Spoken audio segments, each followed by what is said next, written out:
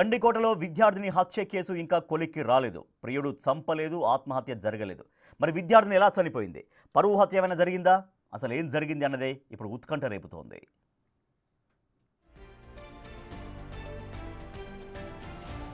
గండికోటలో inter విద్యార్థిని మృతి case మిస్టరీగా మారింది. బాలికను ప్రియుడు లోకేష్ చంపాడని మృతురాలి కుటుంబ సభ్యులు ఆరోపిస్తుండగా అసలు మృతి కేసులో లోకేష్ ప్రమేయం లేదు అని పోలీసులు చెప్పడం సంచలనంగా మారింది.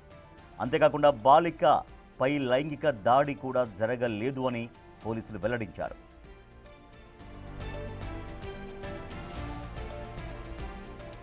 గండికోటలో బాలిక మృతిపై ఎటు తేల్చడం లేదు పోలీసులు. బాలిక మృతి చెందిన ప్రదేశాన్ని నిన్న మరోసారి పరిశీలించారు. మళ్లీ మొదటి నుంచి అనుమానితులందరినీ ప్రశ్నిస్తున్నారు. టెక్నికల్ ఎవిడెన్స్ కోసం ఆరా తీస్తున్నారు. మరోసారి గండికోట ప్రాంతంలో సీసీ ఫుటేజ్ను టెక్నికల్ టీం అధ్యయనం చేస్తోంది. నిన్న బాలిక కుటుంబ సభ్యులను మరోసారి ప్రశ్నించారు పోలీసులు. నేడు బాలిక సోదరులను మరోసారి విచారణకు పిలిచే అవకాశం ఉంది. అయితే ఇప్పుడు మైనర్ బాలికకు సంబంధించిన కీలక విషయాలు వెలుగులోకి వచ్చాయి. బాలిక ఒంటిపై గాయాలు ఉన్నట్టు తెలుస్తోంది. తల, కంటిపై తీవ్ర గాయాలతో పాటు విద్యార్థిని మెడ, భుజంపై కూడా గాయాలు ఉన్నట్టు తేలింది.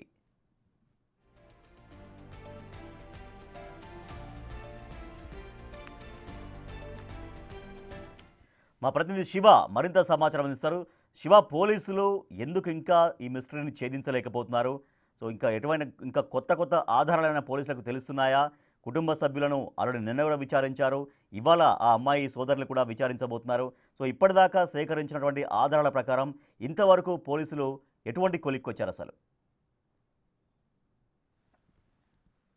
గండికోట మైనర్ బాలిక హత్య కేసులో మాత్రం మిస్టరీ చేయడం లేదు. మొదటి నుంచి కూడా విచారణ మొదట లోకేష్ వైపు సాగినప్పటికీ కూడా ఆ తర్వాత మాత్రం లోకేష్ ప్రమేయం లేదని ఏది తేల్చి చెప్పిన తర్వాత మాత్రం విచారణ మరో టర్న్ చెప్పవచ్చు. ఎందుకంటే ఈ విచారణ మొత్తం కూడా కుటుంబ సభ్యుల వైపు కొనసాగుతుంది.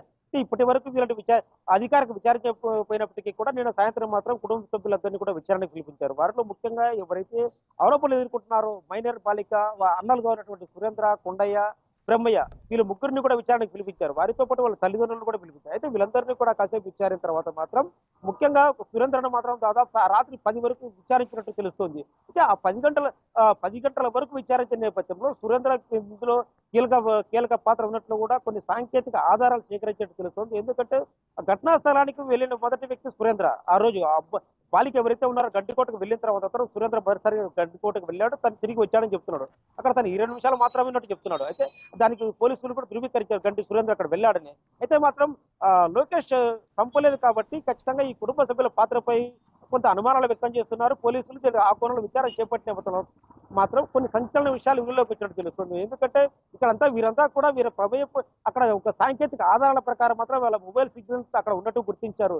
వీటితో పాటు బాలికని ఎలా చంపారు? ఎందుకంటే అక్కడ బాలిక మాత్రం చాలా తీవ్రంగా దాడి చేసి చంపినట్టు కొన్ని బాలిక ఒంటిపై గాయాలు మనకి స్పష్టంగా కనిపిస్తున్నాయి. అయితే మొదటి నుంచి కూడా ఈ కోణంలో విచారణ జరిగినప్పటికీ కూడా ఇటీవల నేపథ్యంలో మాత్రం ఇప్పుడు జరుగుతున్న పరిణామాల నేపథ్యంలో మాత్రం బాలిక ఒంటిపై గాయాలు ఉండడం, కుటుంబ సభ్యుల పాత్ర అక్కడ సిగ్నల్స్ ట్రేస్ అవుట్ కావడం అయ్యాయని సమాచారం వస్తుంది. సో ఈ నేపథ్యంలో కుటుంబ సభ్యుల పాత్ర ఏమైనా ఉందా, లేదంటే పరువు హత్య ఏమైనా జరిగిందా, ఇలా వీళ్ళు చంపుంటే కారణాలు ఏంటి అనే కోణంలో మాత్రం లోతుగా విచారణ చేపట్టారు.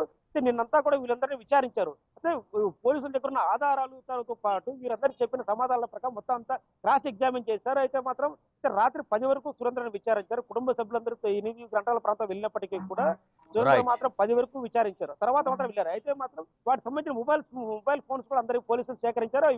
పోలీసుల ఆధ్వర్యంలో ఉన్నాయి. ఈ రోజు మరోసారి విచారణకు వచ్చిన తర్వాత మాత్రం వారికి మరికొంత విచారిస్తే మరో కొన్ని విషయాలు వీళ్ళకి అవకాశం ఉంటుంది. Rajesh, right, thank you Shiva.